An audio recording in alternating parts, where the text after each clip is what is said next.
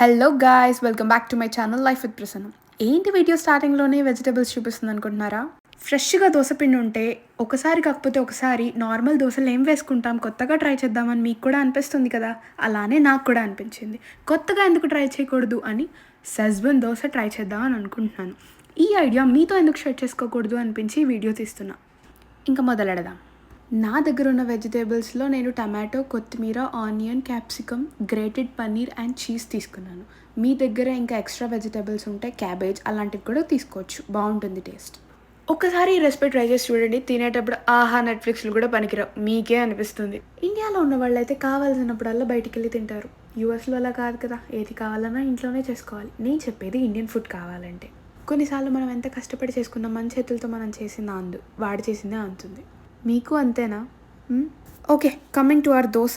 మనకి సెజ్వాన్ కావాలి ఫస్ట్, తర్వాత దోశ బ్యాటర్. నేనైతే వారానికి సరిపడా దోశపిండి వేసుకుంటాను. సో కొంచెం దోశపిండి చిన్న బౌల్లోకి వేసుకొని సాల్ట్ అండ్ వాటర్ యాడ్ చేసుకొని మిక్స్ చేసుకోండి.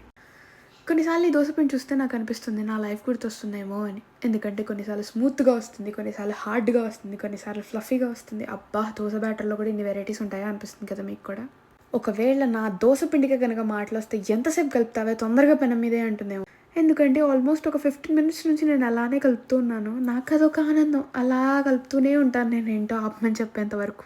ఓకే, పెనం పెట్టుకొని హీట్ అయిందా లేదా ప్యాన్ చెక్ చేసుకోండి. మామూలుగా అయితే ఇలా చెక్ చేసుకోవచ్చు, లేదు హోటల్ స్టైల్ వైపు కావాలంటే ఇలా వాటర్ పోసుకొని చెక్ చేసుకోండి. ఏంటో ఈ దోశపిండికి కూడా చాలా ఆత్రంగా ఉన్నట్టుంది పెనం మీద పడాలని.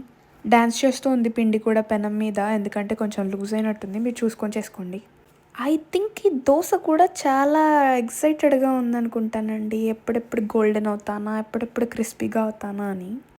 నాకైతే ఇది ఎప్పుడెప్పుడు అయిపోతుందా, ఎప్పుడెప్పుడు తిందామా అనిపిస్తుంది. ఈ వీడియో చూస్తున్న మీకు అనిపించట్లా? నిజం చెప్పండి. అలా దోశ బ్యాటర్ వేసుకొని కొంచెం సెజ్వాన్ సాస్ వేసుకొని నేను కట్ చేసుకున్న వెజిటేబుల్స్ టమాటో, కొత్తిమీర, onion, capsicum, grated paneer and little bit oil, కొంచెం చీజ్ యాడ్ చేసుకొని మీడియం ఫ్లేమ్లో పెట్టి వెయిట్ చేయండి. అంతా కంప్లీట్ అయ్యి కొంచెం గోల్డెన్ బ్రౌన్ రాగానే మొత్తం దోశ తీసేసి ఒక మంచి ప్లేట్లో పెట్టేసుకొని కొబ్బరి చట్నీతో సర్వ్ చేసుకుంటే మన సెజ్వాన్ చీజ్ దోశ రెడీ.